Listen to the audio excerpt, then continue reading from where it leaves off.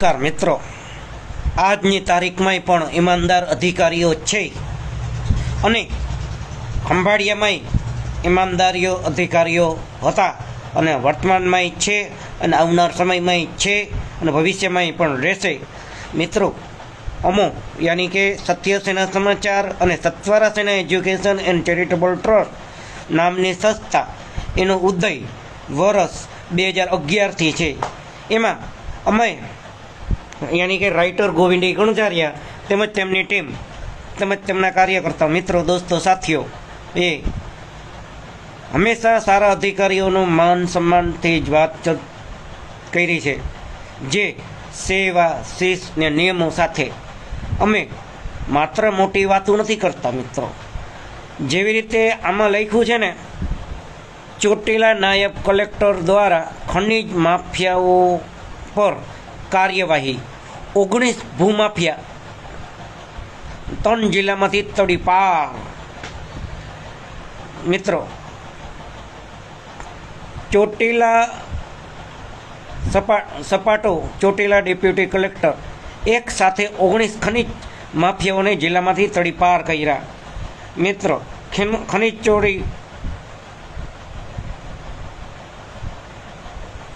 બરાબર વાંચો, બધું વાંચો મિત્રો. આ ટોટલી છાપું વાંચો અને વધુ અમારા આ કોમેન્ટ બોક્સમાં છાપું તમને વાંચવા મળશે. મિત્રો, આ દેશમાં અધિકારીઓને માન સન્માન આપો. વાર તહેવાર દરમિયાન તમે પત્ર લખો, જિલ્લા કલેક્ટર શ્રીને પત્ર લખો, મામલતદાર સાહેબને પત્ર લખો, સ્થાનિક એસપી સાહેબને લખો, સ્થાનિક તમે તમારા જે મત વિસ્તારમાં તમે આવતા હો, જે તાલુકા જિલ્લા વાઇઝ, બરાબર. આ 3 શાખા બહુ અગત્યની શાખા છે, જેને આઈએસ શાખા કહેવાય, જીએસ શાખા કહેવાય અને આઈપીએસ શાખા કહેવાય.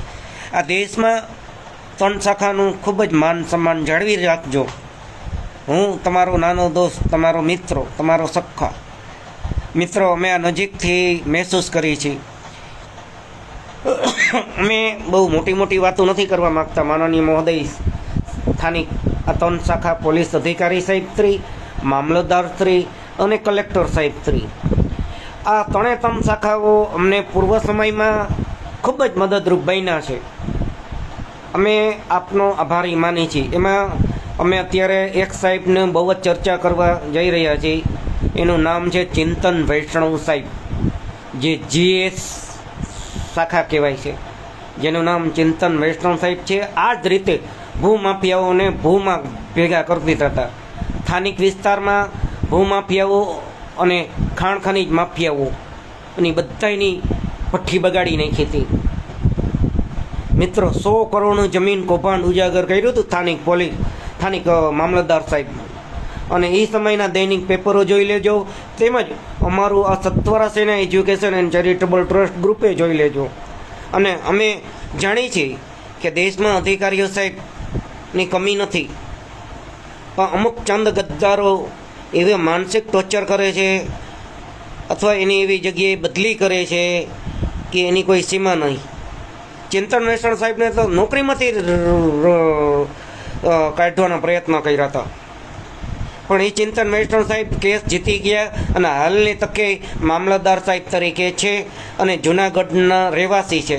અને અમે રૂબરૂ જઈને કહેવા હતા એ સ્થાનિક ચિંતન વૈષ્ણવ સાહેબને કે તમે અમારા સંસ્થા યાની કે સત્વરા સેના એજ્યુકેશન એન્ડ ચેરિટેબલ ટ્રસ્ટ તેમજ સત્ય સેના સમાચારના સદસ્યો લોકો તમને ક્યાંય પણ મદદરૂપ બને તો ખુદને સૌભાગ્યશાળી સમજશું. મિત્ર, ખોટા મોટા દાવાઓ કરવાથી કાંઈ થવાનું નથી. કાંઈક ને કંઈક કોકને ભોગ દેવો પડશે, યા કોકને ક્યાંક મહેનત કરવી પડશે. ભોગ એટલે મહેનત, એ દિશામાં કામ કરવું પડશે. ખાલી માઇક હાથમાં આવી જાય એટલે મોટા મોટા ભાષણો દઈ દો એટલે દેશની પ્રગતિ ના થાય. એ દિશામાં કામ કરવું પડશે. જેવી રીતે અત્યારે સુરેન્દ્રનગરના સાહેબ છે, જે ડેપ્યુટી કલેક્ટર સાહેબ જેમ કામગીરી કરે છે, એવી રીતે હર જિલ્લાઓમાં, હર રાજ્યોમાં, બરાબર, ભારત દેશમાં બધી જગ્યાએ કામગીરી કરવું પડશે અને કામ દેખાડવું પડશે અને પ્રજાના પ્રશ્નોને વાચા આપવી પડશે.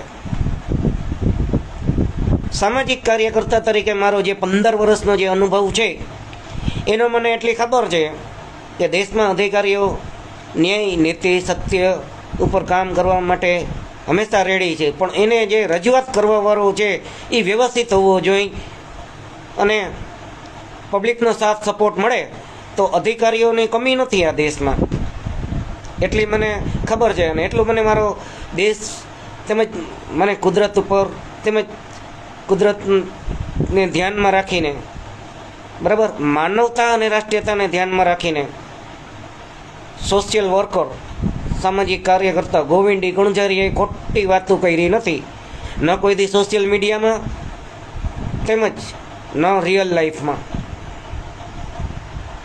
હું કહેવા માગું છું, આ દેશમાં ક્લાસ 1 અધિકારી, ક્લાસ 2 અધિકારી, ક્લાસ 3 અધિકારી, માનનીય મહોદય સાહેબ, આટલા વર્ષ થઈ ગયા, કોઈ દી મને કોઈ સિસ્ટમે ખોટી રીતે હેરાન નથી કર્યા.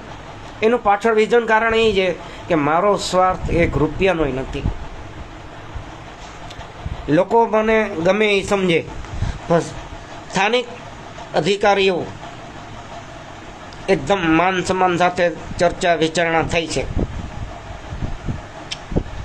અમે ખાલી દાવાઓ નથી કરતા. અમે સ્થાનિક પોલીસ વિભાગના કર્મચારીઓ ઉપર જ્યારે હુમલો થયો ત્યારે અમે દોડી ગયા હતા. 20-21 દિવસની અંદર અમે કીધું, અમે નાની નાની રકઝક થતી હોય એમાં અમે ક્યાંય વચમાં નથી પડતા, પણ અમને ખબર નથી કે આવી નાની રકઝક આવી મોટું પરિણામ સુધી લઈ આવશે. જ્યારે કોઈ સ્થાનિક અધિકારીઓમાંથી આપઘાત કરે ત્યારે અમે 181ની હેલ્પલાઇનમાં 2022ની અંદર મીરાબેન આયર કરીને પોલીસ હેડ કોન્સ્ટેબલ સાહેબા હોય અને એ આપઘાત કર્યો હોય એનો અમે સહન ન થતા અમે 181ની અંદર 20-22 દિવસની અંદર અમે કોલ કર્યો હતો અને અમે કીધું હતું, મેડમ પોલીસ સાહેબાજી, અમે તમને એક નમ્ર વિનંતી કરી છે કે આવી રીતે કોઈ પણ પોલીસ સ્ટેશનના સદસ્ય અથવા પોલીસ અધિકારી મેડમ સાહેબા કે કર્મચારી સાહેબા કે કર્મચારી સાહેબ કોઈ દી આપઘાત ન કરે એવું આપણે વાતાવરણ ઊભું કરવાની જરૂર છે. લોકો તમને શબ્દથી ભલે કહે, પણ હાથ ચાલાકી તો કોઈ પણ સંજોગોમાં ના થવી જોઈએ.